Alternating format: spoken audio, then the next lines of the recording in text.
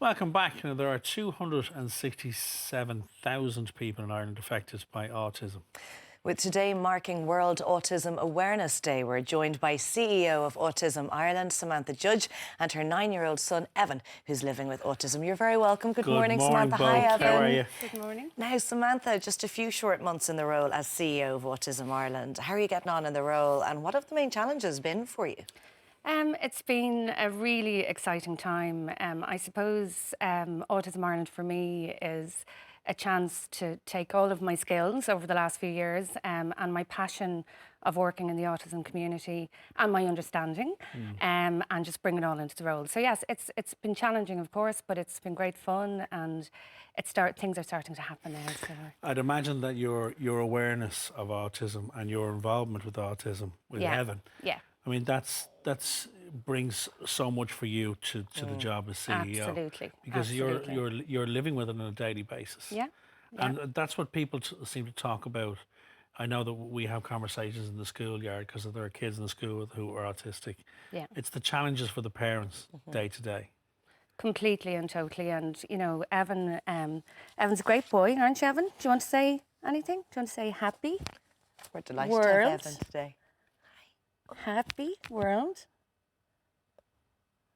Autism. He's not too sure about the camera now. Happy World Autism Day. Well done, Evan. Cool. Tell us about Evan. Evan was diagnosed at 2 privately. He is a great guy. Mum's very proud of him.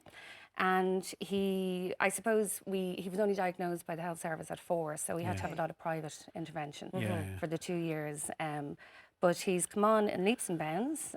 He would struggle a little bit to communicate, but he's great at talking and he does a great job, aren't you, Evan? Yeah. Good man, Evan. The whole point of World Autism Awareness Day is to promote education and awareness of autism. Yeah. We often hear the terminology bandied about on the spectrum, being on the spectrum, but I'm not 100% sure what that means and how large the spectrum is. Well, I suppose the spectrum is a spectrum, and there are no two people on the spectrum that are the same. Okay. So it's a very individual thing,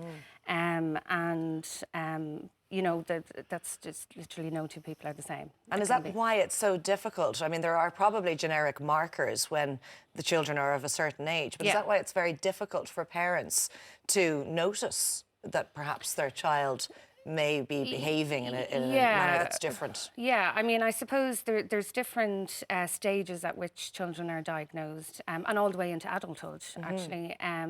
But in the early stages, it can be, you know, so kind of from the 2 to 4, that can be more about delays in speech and language, you know, maybe behaviours that are repeated, and just a kind of a lack of social interaction in the way that we would look at the developmental stages.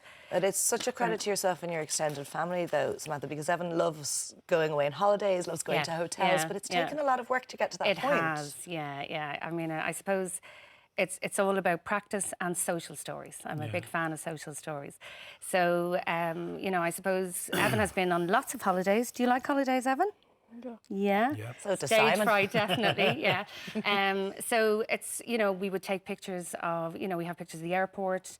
We would look at you know, everything that will happen for his journey will be put down in a little story. You'll document it. Yeah, we'll document it. And then even so much so that wherever we're going on holidays, we'll go onto the website and maybe grab some pictures of the staff. Actually, he's freaked out a couple of staff sometimes because we're arriving in this new place and he's like, "Hi, Anne. Hi, Brian." They're like, "Whoa, yeah, who are you?" Samantha, in terms of your role as the CEO, I'd imagine one of the key things in that is trying to not so much keep pressure, but keep pressure on the government in terms of levels of treatment and services available to not just you know, kids who are affected with the disease, but their supported families.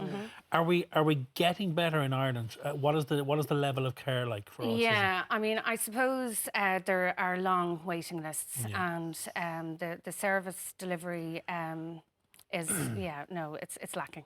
and that's where various charities like Autism Ireland will try and intervene and provide those services. So there is a national autism strategy, but that's still that we won't be seeing any results from that, I would imagine, for a while. So I suppose there are parents that are in serious situation all over the country. They're waiting on all sorts of different therapies, speech and language therapy, occupational therapy, psychology services. What would you say to them, Samantha? I mean, because they know that you guys are out there fighting the battle for them. Yeah. But what would you say to them? I mean, we can't just say, hang in there, listen, they'll get to you. You're right. What do you say to them? It's very difficult. I mean, we can, as a charity, you asked about my challenges earlier on. Yeah. So what we're trying to do right now is develop and reintroduce subsidised interventions in therapy. Right. We've secured just some small Erasmus funding to look at do a big research piece around the transitioning for teenagers. Right. We're also reintroducing early intervention, try and reach out to as many charities and other providers in the interim period. Together. It would be okay to say, go private, but not everybody can do that. No, of course not. You do have some wonderful events coming up, starting with today, yes, of course. We do. Very so you've got excited celebrations today. Tell us about those. So we've got, to celebrate World Autism Awareness Day today, we've got an event on in Mullingar. It's still on, absolutely still on. Rain, it can happen indoors. So we've got, there's so much going on. So we've got the launch of Autism Radio. So that's really exciting. That's the first of its kind in Ireland. It's a temporary licence, and it's literally all about content and all about anything you need to know around. It's such an incredible support network that you're creating there. Yeah, absolutely. So I mean, we've got professionals and just higher authorities on knowledge of autism, all sorts of guests on over the course of the 2 weeks. And the details of where people can tune in are on your website. Yeah, and I'll say, if you don't mind, it's Dublin 105.2 and Cork 106.7. We'll be tuning in. When's that kick off then? That kicks off today. Excellent. So that's part of the whole celebration. So we go live. Fiona Carroll is actually launching the station for us. Good. So Very good. we're happy about that.